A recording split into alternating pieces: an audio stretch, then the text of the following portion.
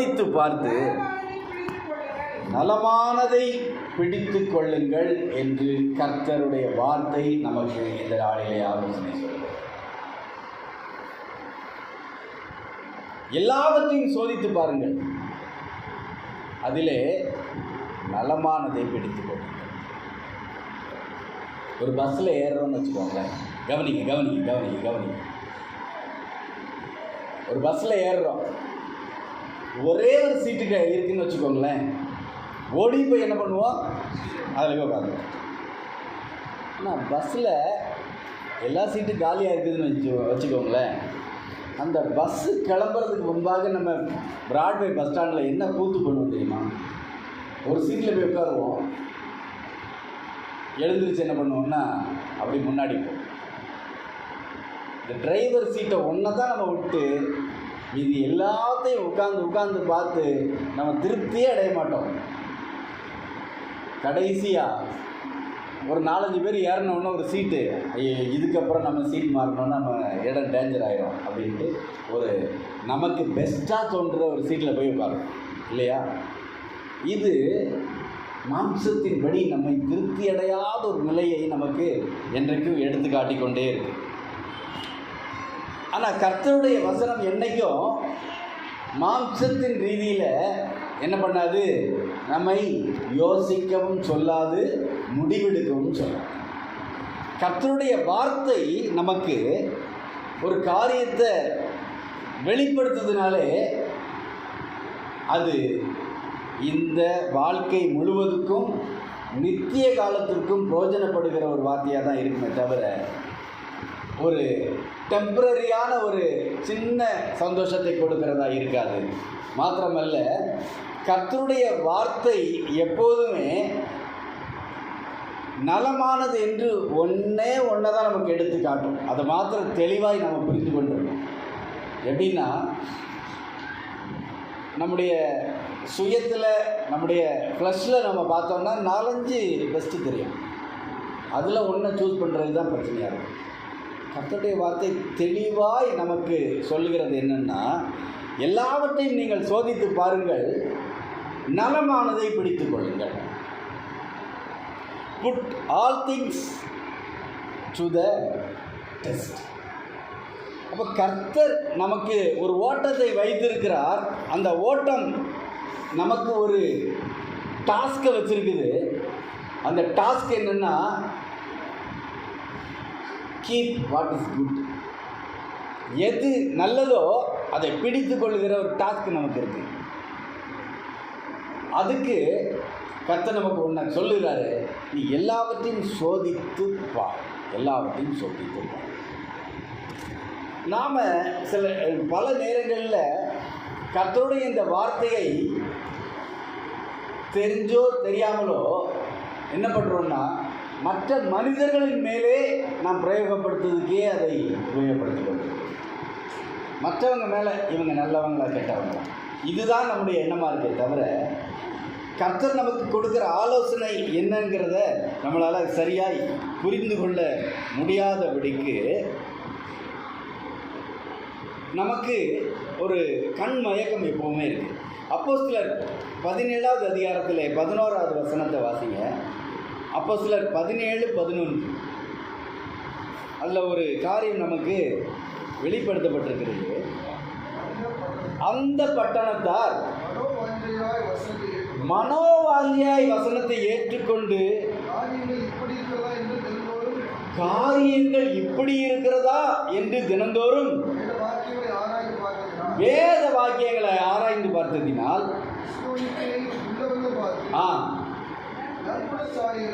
தெசலோனிக்கேயில் உள்ளவர்களை பார்க்கிலும் நற்குணசாலியாக இருந்தார்கள்னு எழுதப்பட்டது.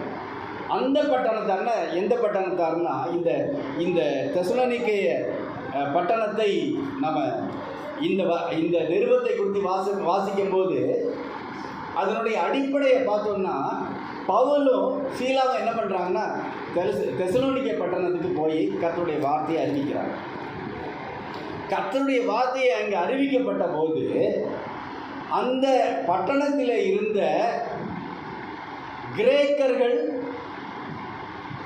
படித்தவர்கள், ஞானிகள், வசதியிலே அதிகமாய் உள்ளவர்கள் என்ன பண்ணாங்க கவனிங்க.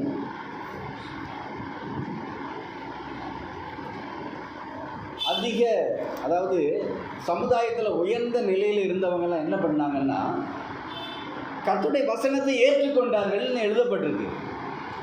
அப்போ அங்கே ஒரு விஷயம் நடக்குது. என்ன விஷயம் நடக்குது அப்படின்னா, அங்கே இருந்த யூதர்கள் இவர்களுக்கு எதிராக கூட்டம் கூடி மிகப்பெரிய கலவரத்தை உண்டு பண்ணுறாங்க. யார் பவுலை ஏற்றுக்கொண்டார்களோ அவர்களை நியாய சங்கத்துக்கு முன்பாக கொண்டு போய் நின்று என்ன பண்ணுறாங்க, அவர்கள் மேலே குற்றம் சுமத்துறாங்க. எனவே அவர்கள் என்ன பண்ணாங்கன்னா பவுலையும் சீலாவையும் பெரோயா பட்டணத்துக்கு அனுப்பி விடுறாங்க. இந்த பெரோயா பட்டணத்திலையும் கர்த்தருடைய வசனம் பரவுது. ஆனால் இங்கே ஒரு மாற்றம் உண்டாகுது. அந்த பட்டணத்தார் மனோவாஞ்சையாய் என்ன பண்ணுறாங்களா, கர்த்தருடைய வசனத்தை ஏற்றுக்கொண்டு காரியங்கள் இப்படி இருக்கிறதா என்று சொல்லி தினந்தோறும் என்னத்தை ஆராய்ச்சி பண்ணாங்களா, வேத வாக்கியத்தை ஆராய்ச்சி பண்ணாங்க. அதனால் அவர்கள் நற்குணசாலிகளாய் இருந்தார்கள். யாரை பார்க்கலாம், தெசலோனிக்கே பட்டணத்தில் இருக்கிறவர்களை பார்க்கலாம் இவர்கள் நற்குணசாலியாக இருந்தார்கள் என்று எழுதப்பட்டிருக்கு. அப்போது இந்த பேஸ் என்ன பேஸ் அப்படின்னு பார்த்தா, அவர்கள் கர்த்தருடைய வார்த்தையை ஆராய்ந்து பார்த்தாங்கன்னு எழுதப்பட்டிருக்கு. வார்த்தையை ஆராய்ந்து பார்க்கணும். வார்த்தையை ஆராய்ந்து பார்க்குறது எப்படின்னா, இன்றைக்கு நடக்கிற இந்த காரியங்கள், இந்த உபதேசங்கள், இவர்களுடைய செய்கைகள், நாம் ஃபாலோ பண்ணுற ஒரு காரியம் கர்த்தருடைய வசனத்தின் படி எப்படி இருக்குது அப்படின்னு ஆராய்ச்சி. அப்போ நாம் ஒரு காரியத்தை இன்னைக்கு தெளிவாய் புரிந்து கொள்ளணும். எல்லாவற்றையும் சோதித்து பார்த்து அப்படின்னா, எல்லாவற்றையும் சோதித்து பார்க்கறதுக்கு நமக்கு ஒரு டூல் ஒன்று இருக்குது. அந்த டூல் கர்த்தருடைய வசனம். கர்த்தருடைய வசனத்தின் படி ஆராய்ந்து பார்த்தாதான் இருக்கிறதுல பெஸ்ட் இல்லை, எது கூட்டோ அது தெரியும். அவன் ஆவிக்குரியவன் எல்லாவற்றையும் ஆராய்ந்து அவன் நிதானிக்கிறான். அவன் அதிலிருந்து கரெக்டாக என்ன பண்ணுறான், எது பெஸ்ட்டோ அதை சூஸ் பண்ணுறான், எது குட்டோ அதை எடுத்துக்கணும். கர்த்தருடைய வார்த்தை எப்படிப்பட்டது, அது நமக்கு நலமானதை எடுத்து காட்டுகிறதா இருக்கு. அப்போது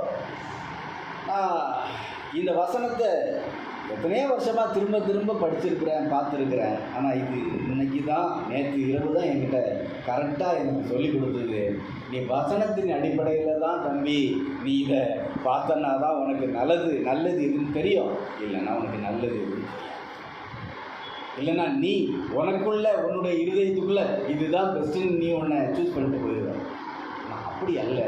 நீ வசனத்தை அதில் வச்சு பாரு, அப்போ உனக்கு தெரியும் இதுதான் நல்லது என்பதை கர்த்தர் உனக்கு காண்பிப்பார். அப்போது என்ன பண்ணணும், முதல்ல சோதித்து பார்க்கணும். சோதித்து பார்க்குற அனுபவம் நமக்குள்ளே நம்ம பல முறை பார்த்துருக்குறோம், பல முறை கேட்டிருக்கிறோம். கர்த்தரிடத்தில் ஒரு காரியத்தை கொடுத்து கேட்டால் கர்த்தர் மௌனமாக இருந்தார்னா மௌனம் சம்மதத்துக்கு அறிகுறி அப்படின்னு நாம் ஒரு முடிவு பண்ணுறோம். ஆனால் கர்த்தர் பேசுகிறது நேரடியாக வந்து நின்று தான் பேசுவார் என்று பல பேர் நம்மக்கிட்ட மண்டையில் புகுத்திட்டா, பல டிவிக்காரங்க. ஆனால் அப்படி அல்ல. அவர் ஏற்கனவே அவர் பேசி இருக்கிறதை நமக்கு கொடுத்துருக்கிறார். இதில் இருந்து ஆராய்ச்சி பார்த்தாலே தெரிஞ்சிடும், இதுதான் கர்த்தருடைய வழி, இதுதான் கர்த்தருடைய முடிவு, இதுதான் கர்த்தருக்கு உகந்தது.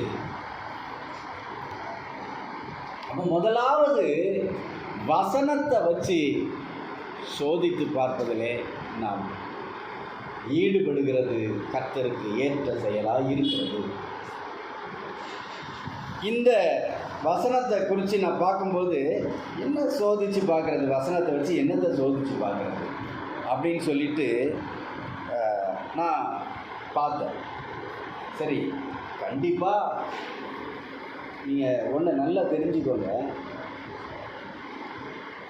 எல்லா மொழியிலையும் எல்லா வார்த்தையும் இல்லை, தெரியும் தானே? எல்லா மொழியிலையும் எல்லா வார்த்தையும் இல்லை. அதாவது நம்முடைய மொழிக்கு ஒரு விசேஷம் உண்டு, ஒவ்வொரு மொழிக்கும் ஒரு விசேஷ தன்மை உண்டு. ஆனால் மூல பாஷை அப்படிங்கிறது ஏன் முன்னாடி எடுத்து பார்த்தோம்னா எபிரேயோ, கிரேக்கு, லத்தீன் என்கிற மூல பாஷைகளிலிருந்து மொழிபெயர்க்கப்பட்டது எழுதியிருக்கு. இந்த காரியங்கள், இந்த வசனம் கிரேக்க மொழியில் முதலாவது எழுதப்பட்டது. ஏன்னா அது தெளிவாகவே சொல்லுது, கிரேக்கர்கள் தான் என்ன பண்ணுறாங்க அந்த பட்டணத்தில், தெசலோனிக்கே பட்டணத்தில் அவங்க நிறைய பேர் வாழ்ந்துட்டு இருக்கிறாங்க, யூதர்களும் இருக்கிறாங்க. கிரேக்க மொழியில் இந்த வசனம் எழுதப்பட்டபடியினால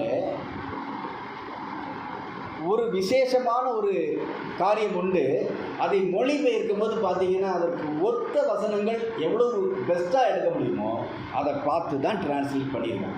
இது பைபிள் காலேஜில் டீச்சராக இருந்த பாஸ்டருக்கு நல்லா தெரியும். எப்போவுமே பார்த்தீங்கன்னா ஒரு வார்த்தையை உருவாக்குகிறது என்பது ரொம்ப கடினம். இன்றைக்கி கம்ப்யூட்டருக்கு கணினி அப்படின்ட்டான், என்னெல்லாமோ வார்த்தையை புதுசு புதுசாக கொண்டு வராங்க. ஆனால் அந்த காலகட்டங்களில் மொழிபெயர்ப்பு என்பது அவங்களுக்கு இப்போ மாதிரி இல்லை. அப்போ கடுமையான பாடனான ஒரு பணி, அது ரொம்ப ரொம்ப கஷ்டமான ஒரு வேலை. இன்றைக்கி கூகுளில் எடுத்து பார்த்தா நீங்கள் அந்நிய பாஷையில் அந்த மைக் ஆன் பண்ணிவிட்டு அந்நிய பாஷையில் பேசுனீங்கன்னா அது எந்த மொழியும் கூட கண்டுபிடிக்கிறதுக்கு ஆப் இருக்குது. ஆனால் பல நேரங்கள் அது தப்பான காரியத்தை கொண்டு வந்துடும். எனவே அதெல்லாம் டெஸ்ட்டெல்லாம் பண்ணது. நான் அந்நிய பாஷையில் பேசுகிறேன்னு, என்ன பேசுகிறேன்னு அங்கே போய் பார்த்துடாதீங்க, அது பயங்கர பிரச்சனையை உண்டு பண்ணியிருக்கு. ஏன்னா ஏஐ பொய்ன்னு சொல்லணும், என்ன பண்ணது பொய்ன்னு சொல்லலாம், நம்மளை மேனிப்புலேட் பண்ணுறோம். இதனால் வர்ற அந்தி கிறிஸ்துவுக்கு மிகப்பெரிய டூலே இதுதான். எனவே அதை வச்சு டெஸ்ட் பண்ண வேண்டிய தேவையில்லை. ஆனால் இன்றைக்கி இருக்கிற டெக்னாலஜியோட இந்த காரியத்தை குறித்து பார்த்திங்கன்னா இன்றைக்கி நிறைய விஷயங்கள் ஈஸியாக இருக்குது, ஆனால் அன்றைக்கு ஈஸியாக இல்லை. எனவே நிறைய வார்த்தைகள் பார்த்திங்கன்னா மேக்சிமம் என்ன கொடுக்க முடியுமோ அர்த்தம், அதாவது அதை கள்ள சத்தியமாய் மாற்றாதபடிக்கு, அதில் தான் அது முக்கியம். அந்த சத்தியம் அசத்தியமாய் மாறாதபடிக்கு என்ன வார்த்தையை எடுத்து கொடுக்க முடியுமோ அதை எடுத்து கொடுத்துருக்குறாங்க. அதுக்காக தமிழ் பைபிள் தப்பான பைபிள் பொய்ன்னு நான் சொல்லவே வரல. அப்படி நான் சொன்னேன்னா நான் எப்படி ஆயிடுவேன், கள்ள உபதேசனாய் இருப்பேன். ஏனென்றால் கர்த்தர் இதை நம்ம கையில் கொடுத்துருக்கேன். அவருக்கு தெரியாத ஒரு விஷயமும் அவருக்கு இல்லாத ஒரு ஞானமும் எனக்கு வந்துட்டுதா அப்படின்னு நீங்கள் கேட்டிங்கன்னா ஒரு நாள் வராது. அவருக்கு ஒப்பாயிருப்போம்னு ஒரு வசனம் இருக்குல்ல, அப்போ கூட நான் அவருக்கு ஒப்பாயிருக்க முடியாது, அது எனக்கு தெரியும். எனவே சப்ஜெக்டுக்குள்ளே வருவோம். அப்போது இந்த சோதித்து பார்த்து என்கிற வார்த்தையை குறித்து பார்க்கும்போது கிமாட்சேட் என்கிற ஒரு கிரேக்க வார்த்தையை குறித்து நான் பார்த்தேன். அந்த வார்த்தைக்கு என்ன அர்த்தம்னு கண்டுபிடிக்கிறதுக்கே கொஞ்சம் நேரம் ஆச்சு. இதை பார்க்கும்போது பார்த்திங்கன்னா இது பல அர்த்தங்களை எனக்கு கொடுத்துது.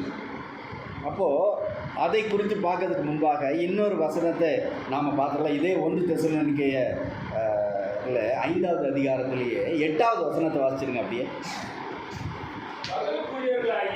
பகலுக்குரியவர்களாகிய நாமோ தெளிந்தவர்களாயிருந்து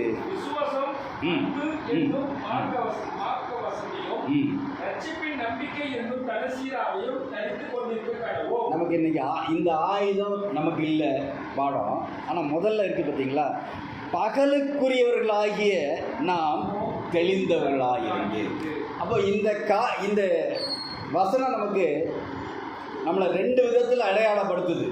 நம்மளை யாரை, விசுவாசிகளாகிய நம்மை 2 விதத்தில் அடையாளப்படுத்துது. ஒன்று, நாம் பகலுக்குரியவர்கள், இன்னொன்று நாம் தெளிந்த புத்தி உள்ளவர்கள்.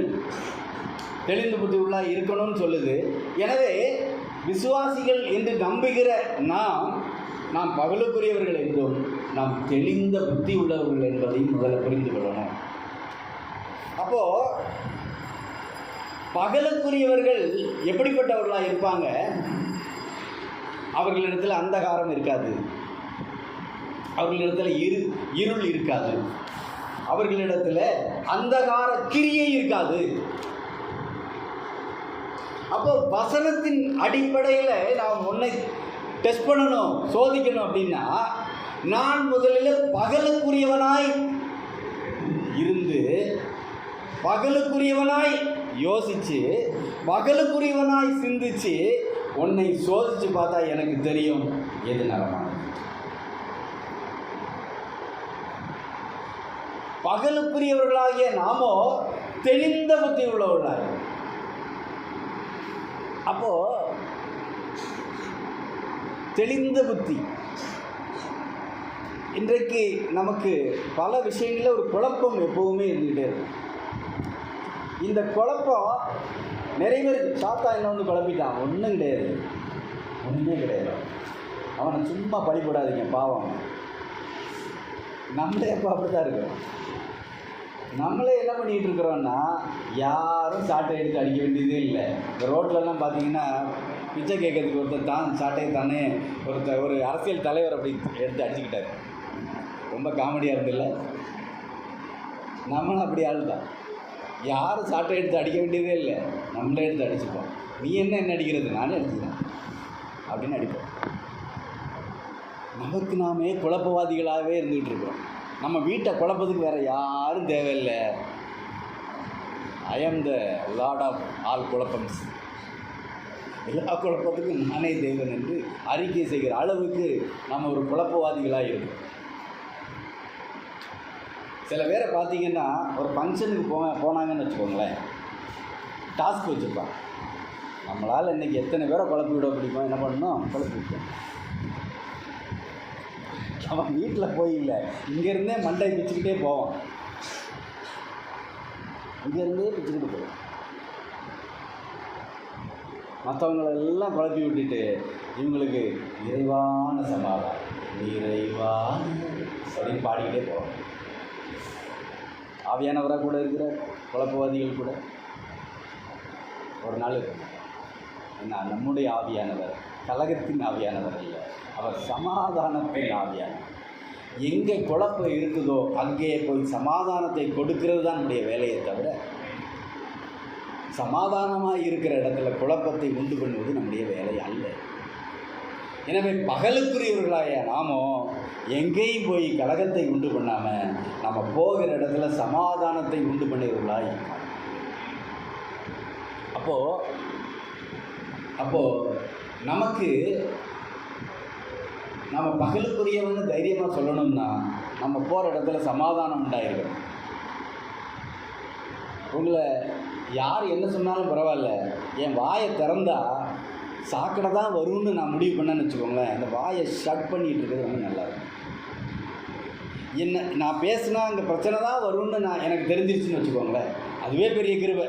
நான் பேசுனா குழப்பம் வரும்னு கூட சில பேருக்கு தெரிய மாட்டேன். நான் பேசுனா அந்த இடம் கலவர பூமியாக மாறிடுதுன்னு கூட சில பேருக்கு தெரிய மாட்டேங்குது. அதை தெரிஞ்சுக்கிறதே பெரிய கிருபை தான். அன்னைக்கு அப்படி தெரிஞ்சிருச்சுன்னா பேசாமல் இருக்கிறது உத்தமம். நான் இன்னொன்று சொல்லுவேன், போகாமல் இருக்கிறது ரொம்ப உத்தமம். நான் போகாமல் இருந்து அந்த இடம் பாதுகாக்கப்படும்னா கர்த்தருக்கு நான் மகிமை செலுத்துகிறேன், நான் போகாமல் இருக்கேன். ஏன்னா பல பேருடைய இன்றைக்கி ஆவிக்குரிய வாழ்க்கை கடுமையான பிரச்சனைக்குள்ளே இருக்கிறதுக்கு காரணம் அடுத்தவங்க இல்லை, அவங்களே தான்.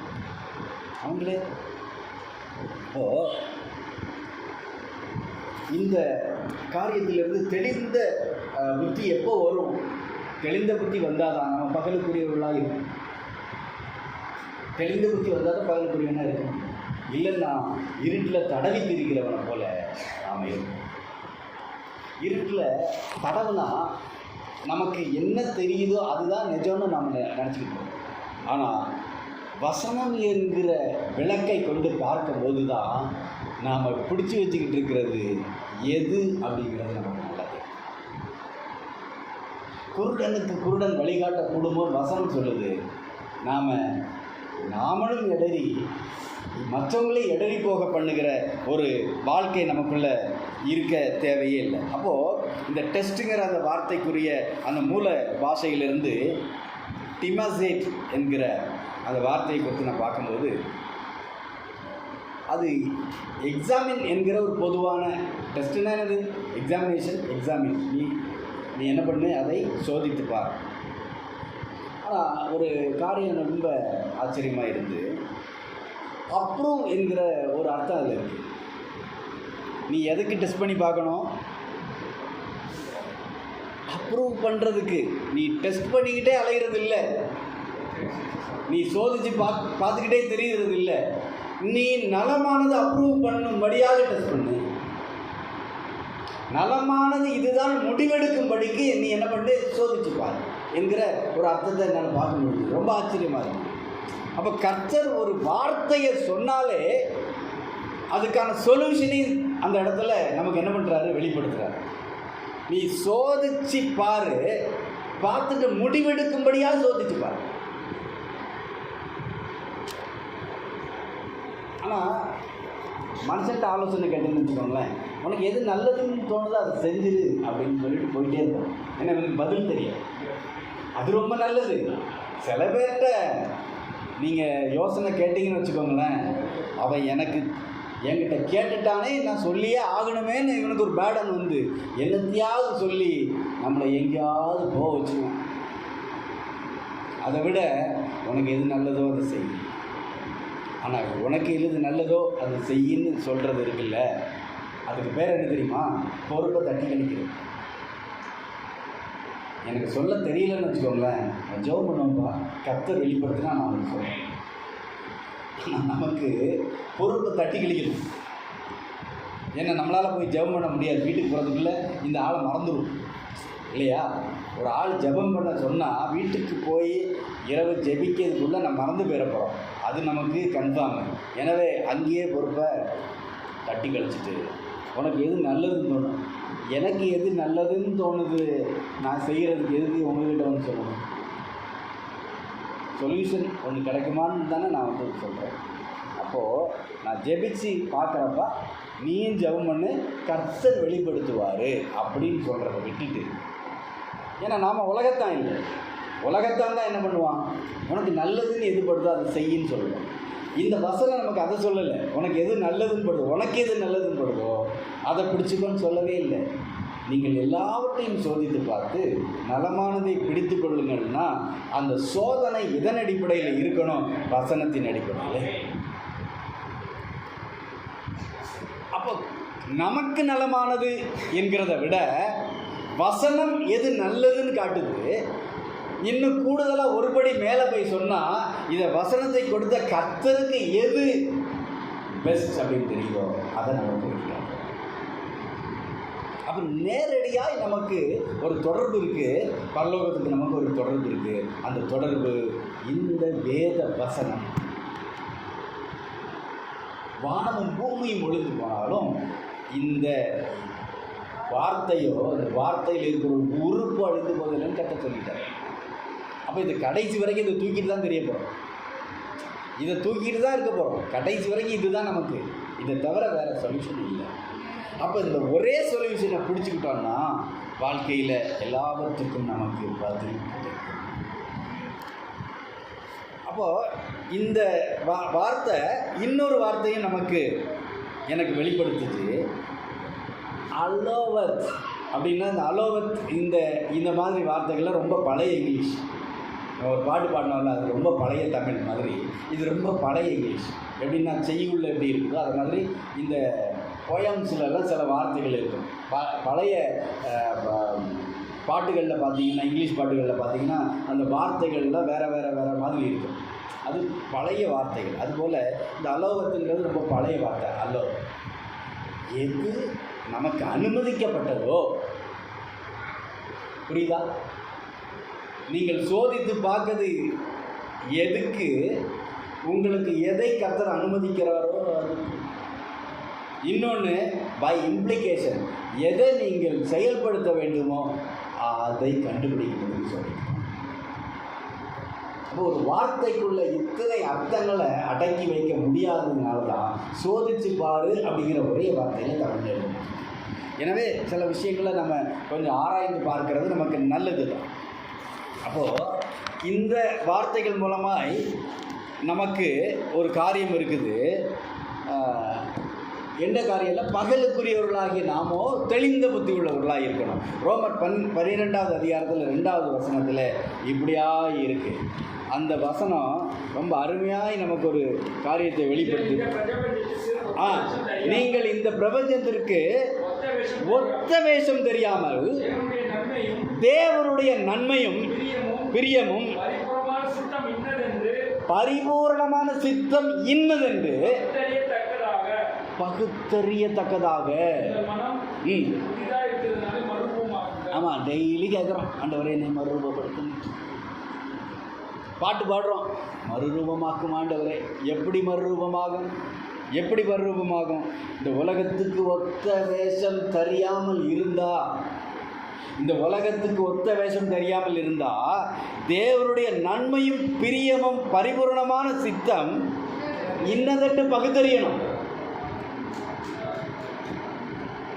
இது எங்கேருந்து தெரிஞ்சுக்கிறோம்? இது எங்கேருந்து கண்டுபிடிக்கிறது? இந்த வசனத்திலிருந்து தான் கண்டுபிடிக்க முடியாது. இந்த வசனத்திலிருந்து தான் கண்டுபிடிக்கிறோம். தேவனே உம்முடைய சித்தம் என்ன, சித்தம் என்ன, சித்தம் என்னன்னு கேட்குறோம்ல, அதுக்கு வசனத்தை ஆராய்ந்து பார்க்கணும். வசனத்தின்படி என் வாழ்க்கையை ஆராய்ந்து பார்க்கணும். அப்போது நாம் என்ன முதல்ல செய்ய வேண்டிய காரியம் என்னென்னா, நலமானதை என்ன பண்ணணும்? பகுத்து அறியணும். அப்போது முதல்ல 1 யோவான் 4வது அதிகாரத்தில் 1வது வசனம் தெளிவாக ஒரு காரியத்தை நமக்கு சொல்லுது. பாருங்களேன், அதை யோவான் எழுதின 1வது நிருபத்தில் 4வது அதிகாரம், வெளிப்படுத்தலுக்கு முன்னால் இருக்கும் பாருங்கள். 4வது அதிகாரத்தில் 1வது வசனம், பிரியமானவர்களே,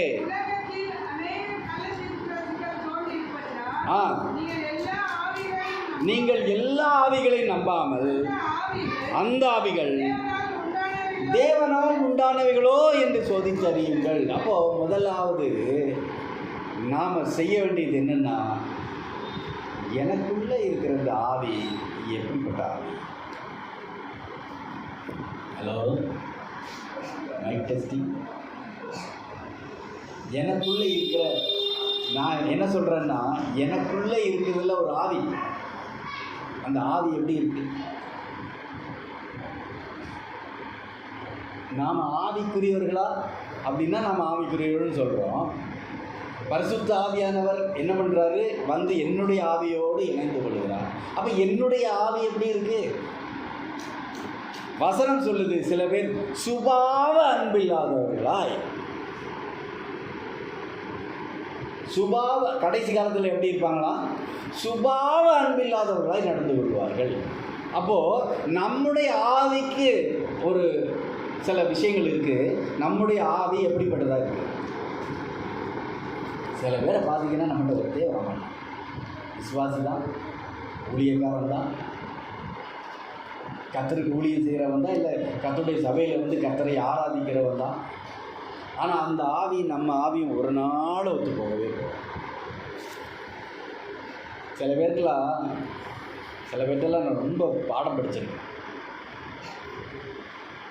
பயங்கர சீன் போடுவாங்க சர்ச்சில். ஆனால் நமக்கு பயமாக இருக்கும். ஏன்னா கர்த்தருடைய வார்த்தை என்ன சொல்லுது? கனம் பண்ணுகிறதுலே ஒரு பொருள் முந்திக் கொள்ளுங்க. நம்ம போனால் கூட நம்மளை விட்டு விலகி போகிறது அப்படின்ற நம்மக்கிட்ட வரவே. சில பேர் பார்த்திங்கன்னா சபைக்கு எதுக்கு வரான் அப்படின்னா, அவனுக்குள்ளே இருக்கிற அந்த சுபாவம் இருக்குல்ல, அது அவனுக்குள்ளே சில விஷயங்களை வச்சுக்கிட்டு இருக்கோம். அவனுடைய கண் பார்வையே தெரிஞ்சிடும், இவன் வந்து கோழி திருடனா இல்லை ஆடு திருடன். ஆடு திருடன்னா யாருன்னா, இந்த உடன் ஊழியக்காரனாக இருந்துட்டு கொஞ்சம் பேர் பதிவு போயிடும். கோழி திருடன்னா அங்கே இருக்கிற பொம்பளைங்களே ஊற்றி பார்த்துட்டு பார்த்துருக்கீங்களா? நான் ஃப்ராங்காக பேசுகிறேன், இதில் மறைக்க வேண்டியது ஒன்றுமே கிடையாது, பேசித்தான் ஆகணும். இந்த கோழி திருடன் நம்ம சபைக்கு வந்தானான்னு கேட்டால் வந்தான். யாருன்னா உங்களுக்கு தெரிஞ்சிருக்கோம், நான்லாம் யாரையும் சொல்ல மாட்டேன், நீங்கள் கண்டுபிடிச்சி. கோழி திருடர்கள் இப்போ இல்லை, அவ்வளோதான். ஆனால் கோழி திருடர்கள் வந்தாங்களான்னு கேட்டால் என்னுடைய ஆரம்ப கால அனுபவத்திலேருந்து இந்த கோழி திருட வந்துக்கிட்டே தான் இருக்கேன், பார்த்துக்கிட்டே தான் இருக்கேன். சரி, அப்படியே பார்த்துக்கிட்டே இருக்கேன், ஒத்து ஊத்து பார்த்துக்கிட்டே இருக்கேன். ஓம் பண்டாட்டியே போய் பாருயா, ஏன் அடுத்த பார்த்துக்கிறீங்க அப்படின்னு கேட்க தோணும். ஆனால் கேட்க முடியாமல் நம்ம என்ன பண்ணுவோம், சாமி கொஞ்ச நாளில் பார்த்தா ஆள் காணாமல் போயிடும். இங்கே இருக்கிறதெல்லாம் புளிச்சு போயிடும் போல. நீங்கள்லாம் நல்ல ட்ரெஸ் பண்ணல, நல்ல அழகாக இல்லை போல இருக்கு, ஓடி போயிடும் யாராச்சும். அதனால தான். ஆனால் இன்னொரு விஷயம் இருக்குது, பெண்கள் எப்போவுமே கொஞ்சம் உஷாராக இருக்கும். ஆம்பளைங்களுக்கு தான் கொஞ்சம் சில விஷயங்களை புரிஞ்சுக்கிறதுக்கு கொஞ்சம் டியூப் லைட் இருக்குது. சில லைட்டு டியூப் லைட்டு கூட இல்லை. இந்த பழைய காலத்தில் ஒரு மெர்க்குரி லைட்டுன்னு ஒன்று இருக்குது, சூடானா தான் எரியும், போட்டவொன்னே 2 பிளிங்காகி எரியாது. இதுங்கெல்லாம் மெர்க்குரி லைட்டு எரியாது. பிரதர்னு அங்கேயே போவோம். ஒய்ஃபுக்கு தெரியும், இவன் கோழி திருடன், இவன் முழிக்கிற மொழி சரியில்லை, இவனை சேர்க்கக்கூடாது. அப்போ எப்பவுமே பகலுக்குரியவர்களாக இருக்கிற நாமோ தெளிந்த புத்தி உள்ளவர்களாக இருக்கிறது. வசனம் அப்படி தான் சொல்லுது. நீ தெளிந்த புத்தி இல்லாமல் இருந்துக்கிட்டு ஐயோ அவன் என்னை ஏமாற்றிட்டான், அவன் எனக்கு துரோகம் பண்ணிட்டான்னா, கர்த்தர் உனக்கு கண் பார்வையை கொடுத்துருக்கிறார், அறிகிற அறிவை கொடுத்துருக்கிறார், தெளிந்த புத்தியை கொடுத்துருக்கிறார், எல்லாத்தையும் கொடுத்துருக்கிறாரு. நீ யோசிச்சுப்பார். வசனம் இப்படி சொல்லுது. இப்படி முழிக்கிறவன் என்ன சொல்லுவான், என்ன எப்படி ஆளாக இருப்பான், அப்படி முழிக்கிறவன் எப்படி என்ன ஆளாக இருக்கும். இப்போது நீங்கள் மனம் புதிதாகிறதுனாலே மறுரூபமாகுங்கள் அப்படின்னா, நாம் முதலாவது ஒரு காரியத்தை தெரிந்து கொள்ளணும். நான் இந்த பூமிக்குரியவன் அல்ல. எத்தனை பேர் தெரிஞ்சு வச்சுருவோன்னு நினச்சிருக்கீங்க? தெரிஞ்சிருக்கிறோம். ஆனால் இன்றைக்கி ஒரு 100 ரூபா இல்லைன்னா நான் இந்த பூமிக்குரியவன் இல்லைன்னு நீங்கள் நம்ம சொல்ல முடியுமா? அப்படி சொல்கிறது. பணமும் எல்லாவற்றுக்கும் உதவும். உண்மை, பணம் எல்லாவற்றுக்கும் உதவும். ஆனால் பணமே எல்லாவற்றுக்கும் உதவாதுல்ல, அதுவும் இருக்குது. அதை யோசிச்சு பார்க்கணுமா வேண்டாமா? என்கிட்ட பணம் இருக்குது, எனக்கு அது சேஃப் அப்படியா? எல்லா பணமும் இருக்குது. பணம் இருந்துட்டால் எல்லாத்தையும் சாதிச்சிட முடியாது. முக்கியமாக பணம் இருந்துட்டா கர்த்தரை ஒரு நாளும் என்ன பண்ணிட முடியாது, ஏமாற்றிட முடியாது. ஆனால் பகலுக்கு நீங்கள் இந்த பிரபஞ்சத்திற்கு ஒத்த வேஷம் தெரியாதிருங்கள்னு கர்த்தர் பல இடங்களில் நமக்கு சொல்லுவோம். அப்போ தான் என்ன பண்ண முடியும், நம்ம மறுரூபமாக முடியாது. மறுரூபமானால் தான் என்ன பண்ண முடியும். மறுரூபம் என்பது ஒரு நாள் வேலை அல்ல, அது ஒரு பெரிய ப்ராசஸ். நம்ம ஒவ்வொரு பகுதியிலேயா மறுரூபமாகி ஆகி ஆகி ஆகி வந்தால்தான் ஒரு நாள் கர்த்தர் வருவார், அன்னைக்கு மறுரூபமாகி போக முடியும். இயேசு மலையில் போய் மேஜிக் காட்டலை, மலையில் போய் என்ன பண்ணல, மேஜிக் பண்ணலை. அவருடைய வாழ்க்கை மறுரூபமான வாழ்க்கையாக இருந்தது. அதை அங்கே போய் ப்ரூவ் பண்ணி காட்டினார் சீஷர்களுக்கு. ஏனென்றால் மறுரூபம் என்பது ஒவ்வொரு நாளும் நம்முடைய வாழ்க்கையில் நடக்க வேண்டிய விஷயம். அப்போது தேவனுக்கு பிரியமாய், உலகத்துக்கு பிரியமாய் அல்ல, உலகத்துக்கு பிரியமான வேஷம் அல்ல. இன்னைக்கு உலகம் சொல்லும், பாருங்க பெரிய திருட்டு பயலாக இருப்பான், சொல்லுவான் நல்லவங்களுக்கு தாங்க சோதனை வரும் அப்படின்னு பேசுவான். நாம் உடனே ஆமாங்க, யார் நம்ம நல்லவனா, நம்மளா? ஹிஸ்ட்ரியை கொஞ்சம் புரட்டி பார்ப்போமா? நாரி இளவெடுக்கும் ஹிஸ்ட்ரி. நம்ம ஹிஸ்ட்ரியெல்லாம் எடுத்து பார்த்தோன்னு வச்சுக்கோங்களேன், ஆண்டவரே ஓடி போயிடுவார். எப்பா டேய் நீ இவ்வளோ மோசமான ஆளாடா அப்படின்னு. அவ்வளவு மோசமான நம்ம அவங்க கூட சேர்ந்துட்டு நல்லவங்களுக்கு தாங்க சோதனை வரும் அவன் பேசிட்டு திரியட்டுங்க, அவன் பேசிட்டு திரியட்டும். அப்படி நாம் அதை பேசுவதற்கோ அப்படிப்பட்ட வேஷத்தை போடுவதற்கு அழைக்கப்பட்டவர்கள் அல்ல. நாம் வேஷம் போடுறதுக்கே அழைக்கப்பட்டவங்க அல்ல. நமக்கு வேஷம் இல்லை, நமக்கு மறுரூபம் இருக்கு. உலகத்துக்கு வேஷம் இருக்கு, நல்லவன் வேஷம் இருக்கு. ஆனால் நமக்கு நல்லவன்கிற வேஷம் இல்லை. கர்த்தர் ஒரு நாள் உண்மையும் உத்தமமான ஊழியக்காரனே என்று அழைக்கிற ஒரு அழைப்பு இருக்கு. இந்த உலகத்துக்கு ஒத்த வேஷத்தை தரிச்சுக்கிட்டு நாம் என்ன பண்ணிக்கிட்டு இருக்கிறோம்? அந்த படம் வந்திருக்குதே, எப்படி போகுதான்? உங்கள் வாயிலேருந்து அந்த வார்த்தைகள் வருது. என்ன வருது? அந்த படம் அது இப்போ அது சரியில்லையா? அந்த படம் எங்க அதெல்லாம் அவன் பார்த்துக்குவான். நமக்கு என்ன வந்துருக்கு? நமக்கு என்ன வந்து அது மாத்திரமா? ஒருத்தர் வந்து ஜெயிலுக்கு போயிட்டு வந்தார். எதுக்கு போயிட்டு வந்தார் தெரியுமா?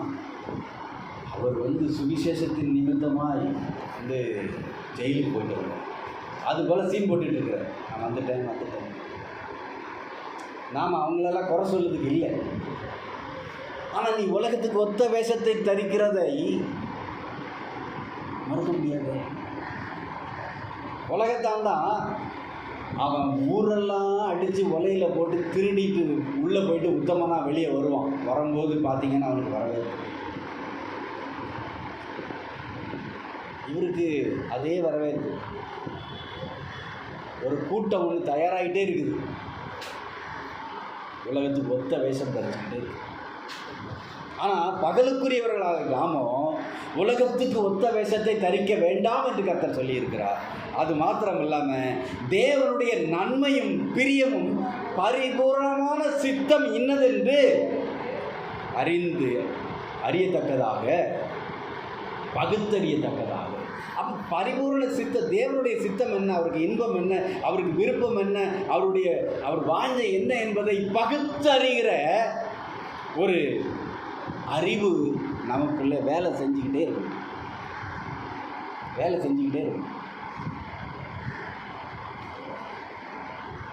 நமக்கு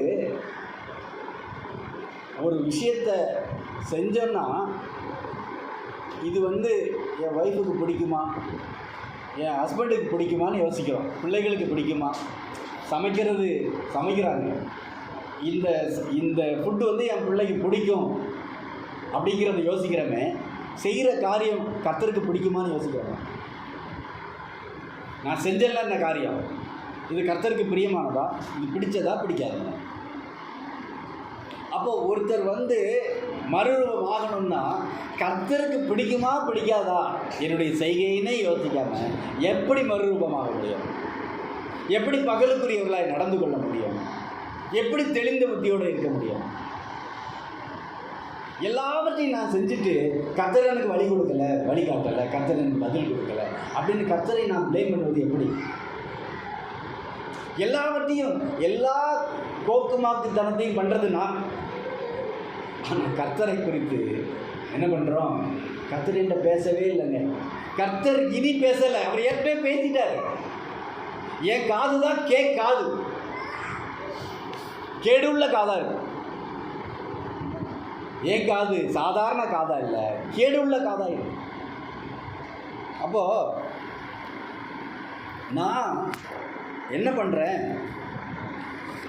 எல்லாவற்றையும் சோதித்து பார்க்கல. என்கிட்ட இருக்கிற ஆவியை முதல்ல நான் யோசித்து பார்க்கல. எனக்குள்ளே இருக்கிற ஆவி நல்லா ஆவி வந்து கர்த்தருக்கு ஏற்றதாய் மாறி இருக்குதான்னு நான் பார்க்கல. நான் இஷ்டத்துக்கு செஞ்சுட்டு இஷ்டத்துக்கு வாழ்ந்துக்கிட்டு ஏன் எனக்கு பிரியமானதை மாத்திரம் செஞ்சுட்டு எனக்கு பதில் வேணும்னா மட்டும் அங்கே போய் நிற்கிறேன். அப்போவும் கர்த்தர் வந்து என்ன பண்ணலை, நீ போடான்னு விரட்டி விடலை, ஏற்கனவே இதை தந்திருக்கிறாரு அப்படின்னு அன்னைக்கு கூட நான் யோசிப்பேன். அன்னைக்கு கூட வசனத்தை வச்சு நான் என்ன பார்க்கல, பதில் யோசிக்கிறேன். அப்போது நான் முதல்ல என்ன பண்ணணும்? ஆவிகளை பகுத்தறியணும்னு சொல்லுது. இது தீர்க்க தரிசன வரத்தை குறித்து சொல்லப்பட்டது தான். நீங்கள் எல்லா ஆவிகளையும் நம்பாமல், ஏன்னா கள்ள தீர்க்க தரிசிகள் தோண்டிட்டாங்கன்னு சொல்லுது. முதல்ல ஏன் ஆவியே சரியில்லையே, ஏன் ஆவி ஒழுங்காக இருந்தால் தானே நான் கள்ள தீர்க்க தரிசியா நல்ல தீர்க்க தரிசியா நான் பார்க்க முடியும். நானே சுய இச்சையோடு அலைஞ்சிக்கிட்டு இருக்கிறேன். ஏன் இச்சைக்கு ஏற்றால பேசுகிறவங்கள தானே நான் கூப்பிடுவேன். அவங்கள தானே நான் பெருசாக நினைப்பேன், நம்புவேன். என்னுடைய ஆவி சுய இச்சையை விட்டு என்னைக்கு வெளியே வருதோ அன்றைக்கு தான் கள்ள தீர்க்கதரிசியா நல்ல தீர்க்கதரிசியா இந்த இவன்கிட்ட இருக்குது பரிசுத்த ஆவியா அசுத்த ஆவியான்னு என்னால் புரிந்து கொள்ள முடியும். என்கிட்ட இருக்கிற அந்த ஸ்கேல் இருக்குல்ல, அதுவே கள்ள ஸ்கேல். அப்புறம் எப்படி நல்லது அது எடை போடும்? எனவே நலமானதை பிடித்து கொள்ளணும்னா சோதிக்கணும்னு சொன்ன கர்த்தர், நீங்கள் எல்லாவற்றையும் சோதித்து பாருங்கள், நலமானதை பிடித்து கொள்ளுங்கள். நலமானதை என்ன பண்ணுங்க? பிடிச்சுக்கணும். சோதிச்சு பார்த்தாச்சு இல்லை, சோதிச்சு பார்த்த பிறகு இன்னும் சோதிச்சு பார்த்துக்கிட்டே இருந்தா நலமானதை பிடிக்கவே முடியாது. சோதிச்சு பார்த்து வசனத்தை கொண்டு எல்லாவற்றையும் யோசித்து பார்த்துட்டு இதுதான் கரெக்டு வே, இதுதான் நல்லது, இதுதான் சரிங்கிறத பிடிச்சி கேப்சர் பண்ண. அப்போது மத்தேயு 13வது அதிகாரத்தை எடுத்துக்கோங்க. அதில் 45-46 வசனத்தில் என்ன எழுதியிருக்குன்னா, மத்தேயு 13:45-46.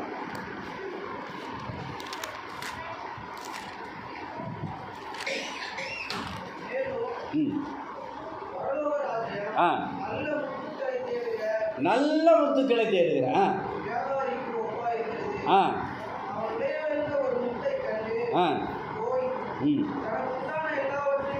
விற்று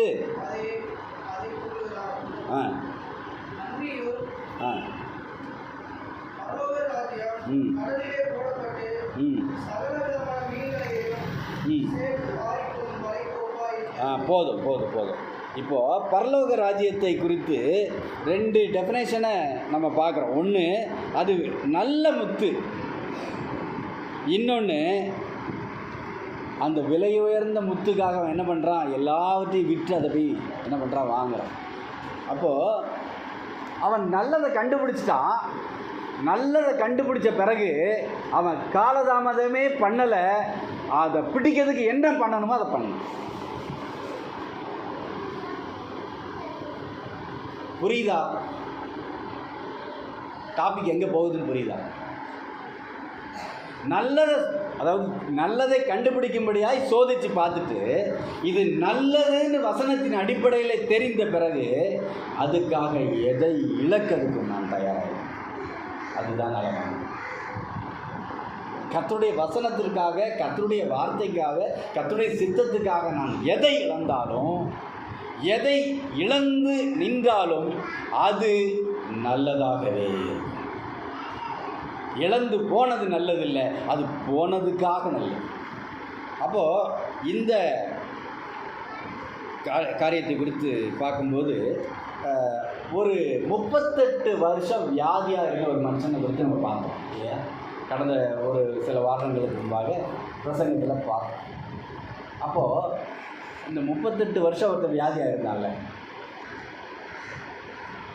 அந்த வசனம் சொல்லுது, அந்த தேவதூதன் வந்து கலக்குவானா, கலக்கும்போது அது அவன் எப்பேற்பட்ட வியாதியஸ்தனாக இருந்தான். அந்த வார்த்தையை பார்த்தீங்கன்னா அது எப்படி இருக்குது, அவன் எப்பேற்பட்ட வியாதியஸ்தன்.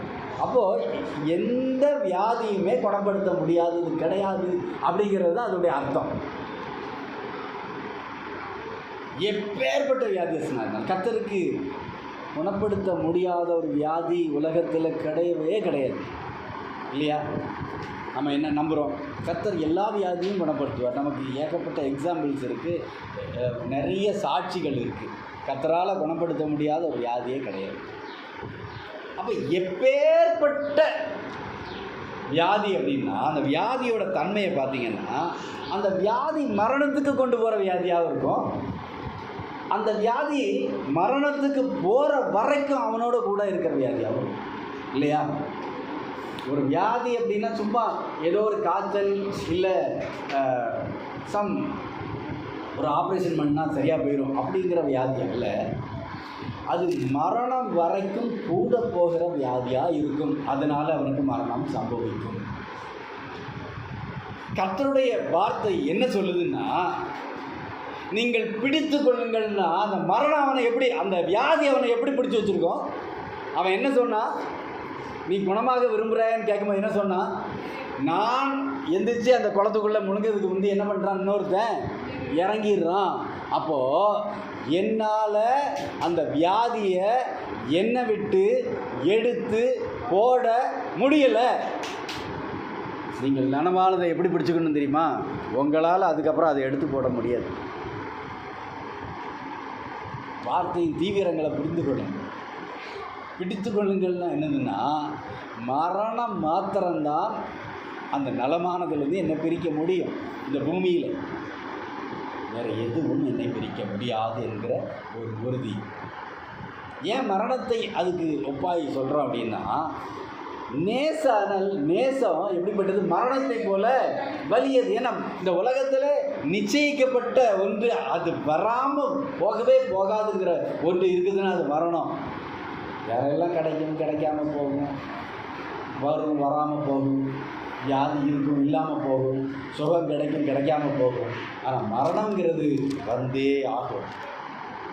அப்போது இந்த பிடித்து கொள்ளுங்கள் என்கிற இந்த வார்த்தை எப்படி நமக்கு கிரியை செய்யணும் அப்படின்னா, மரணம் வரைக்கும் வியாதி ஒருத்தனை எப்படி கொண்டு போகுமோ அந்த அளவில் அது கட்டியாக பிடிச்சி, அது வியாதி எப்படி கட்டியாக பிடிக்குதோ அதுபோல் கட்டியாக பிடிச்சிக்கும். அப்போ என்னால் என்ன பண்ண முடியாது? இனிமேல் என்னுடைய சுயத்தினால் நான் அந்த குளத்துக்குள்ளே இறங்கி என்னால் சுகத்தை பெற்றுக்கொள்ள முடியாது இல்லையா? அதுபோல் நான் ஆராய்ந்து பார்த்து இந்த நலமானதை பிடித்து கொள்ளும் போது அந்த நலமானதை இனி எங்கிட்ட இருந்து என்னாலேயே எடுத்து போட முடியாது. நித்திய ஜீவனை என்கிட்ட இருந்து எடுத்து போடுறதுக்கு யாரால் முடியும் அப்படின்னா, என்னால் முடியும் இல்லையா? முடியுமா? முடியாதா? கர்த்தருக்கு ஏற்றதாய் நடப்பதோ, கர்த்தருடைய சித்தத்தை செய்வதோ, செய்யாமையே போகுவதோ அது என்னால் முடியும். கர்த்தருடைய சித்தத்தை இன்னொருத்தர் வந்து தடுத்து நிறுத்த முடியாது. ஆனால் என்னை குறித்த கர்த்தருடைய சித்தத்தை என்னால் தடுத்து நிறுத்த முடியும். அதை செய்யாமலே காலதாமதமாக ஆக்கி கடைசி வரைக்கும் செய்யாமலே போக முடியும். ஆனால் நீங்கள் நலமானதை பிடித்து கொள்ளும்போது அது உங்களை விட்டு நீங்கள் நினைச்சாலும் போகாத நலமானதாய் இருக்க வேண்டும் என்பது தான் கர்த்தருடைய அந்த யோசனையாய் இருக்கிறது. அப்போது கர்த்தருடைய வசனம் என்பது நமக்கு வெறுமனே ஞாயிற்றுக்கிழமைகளிலே நாம் ஒரு பிரசங்கத்தை கேட்கவோ இல்லை தினந்தோறும் ஒரு வசனத்தை வாசித்து ஸ்டேட்டஸ் போடவோ அல்ல. அது நம்முடைய வாழ்க்கையிலே நல்லதை நமக்கு எடுத்து காட்டுகிறதா இருக்கிறது. நான் யார் என்பதை எடுத்துக்காட்டி, என்னிலே காணப்படுகிற கிரியைகள் எப்படிப்பட்டது என்பதை எனக்கு எடுத்துக்காட்டி, நான் கேட்கிற இந்த கேள்வி சரியான கேள்வியா என்பதை எனக்கு எடுத்துக்காட்டி, நான் பெற்றிருக்கிற இந்த பதில் சரியான பதிலா என்பதை எனக்கு எடுத்துக்காட்டி, நான் வாழ்கிற இந்த வாழ்க்கை சரியான ஓட்டமா என்பதை எனக்கு எடுத்துக்காட்டி, நான் சோதித்து பார்க்கும்போது எனக்கு நலமானதை மாத்திரமே காண்பிக்கிற இந்த வசனம் நம்முடைய வாழ்க்கையிலே என்றைக்கும் கூடவே இருக்குமானால், வாழ்க்கையில் ஒரு நாளும் என்ன பண்ணாது, நான் இடைவி போக மாட்டேன். வாழ்க்கையில் ஒரு நாளும் நான் அதை இழந்து போக மாட்டேன். ஏனென்றால் கர்த்தர் அதை எனக்கு அருளி செய்திருக்கிறார் என்ற நம்பிக்கை எனக்கு வரும். இந்த காரியம் இந்த வசனத்தின் அடிப்படையில் நான் பார்த்தது, கர்த்தர் தான் எனக்கு எடுத்து காட்டினார் என்பதை நம்ம திடனாய் நம்ப முடியும். இது கர்த்தருடைய சித்தமா இல்லையான்னு தெரியாமல் குழம்பி போய் நிற்கிறத விட, இதுதான் கர்த்தருடைய சித்தம், இதுதான் பரிபூர்ணமாய் அவருக்கு பிடித்த பிடிப்பு, இதுதான் அவருக்கு விருப்பம் என்பதை நான் அறிந்து கொண்டேன். ஆனால் எனக்கு இந்த வாழ்க்கையில் மாத்திரமல்ல, ஒரு நாள் அவர் வருவார், நான் மறுரூபமாகி அவரோடே நித்திய காலமாய் வாழுவேன். அந்த நம்பிக்கை எனக்கு அது கொடுக்கிறதா இருக்கும். எனவே இந்த வசனத்தின் அடிப்படையிலே நம்முடைய வாழ்க்கையை நாம் சீர்தூக்கி பார்ப்போம். இந்த வசனம் அது இந்த வாழ்க்கையிலே வாக்குத்தத்தமாய் மாத்திரம் அல்ல, அந்த வாக்குத்தத்தத்தை நான் சுதந்திரித்துக் கொள்வதற்கு என்னை தகுதி உள்ளவனாய் மாற்றுகிறதே இந்த வசனம் தான். இந்த வசனத்தை பிடித்துக் கொள்வோம், இதன்படியாய் நாம் வாழ்வோம். கர்த்தர் நமக்கு நிச்சயமான நன்மைகளை செய்வார். ஹல்லேலூயா, ஹல்லேலூயா, ஹல்லேலூயா, ஹல்லேலூயா, ஹல்லேலூயா. ஸ்தோத்திரம், ஸ்தோத்திரம் ஆண்டவரே. ஹல்லேலூயா. என்னை எனக்கு காட்டி என் நிலைமையை மாற்றி, என்னை எனக்கு காட்டி என் நிலைமையை மாற்றி, பொன்னுலகத்தை காட்டி போகும் வழி சொல்வாயே, பொன்னுலகத்தை காட்டி போகும் வழி சொல்வாயே. வேத புத்தகமே, வேத புத்தகமே, வேத புத்தகமே, வேத புத்தகமே, வேத புத்தகமே, விலையற்ற செல்வனியே, வேத புத்தகமே, விலையற்ற செல்வனியே, வேத புத்தகமே, வேத புத்தகமே, வேத புத்தகமே, வேத புத்தகமே, வேத புத்தகமே, விலையற்ற செல்வனியே, வேத புத்தகமே, விலையற்ற செல்வனியே. என்னை எனக்கு காட்டி என் நிலைமையை மாற்றி, என்னை எனக்கு காட்டி என் நிலைமையை மாற்றி, பொன்னுலகத்தை காட்டி போகும்படி சொல்வாயே, பொன்னுலகத்தை காட்டி போகும்படி சொல்வாயே. வேத புத்தகமே, வேத புத்தகமே, வேத புத்தகமே, வேத புத்தகமே, வேத புத்தகமே, வேதற்ற செல்வனியே, வேத புத்தகமே, வேதற்ற செல்வனியே, வேத புத்தகமே, வேதற்ற செல்வனியே.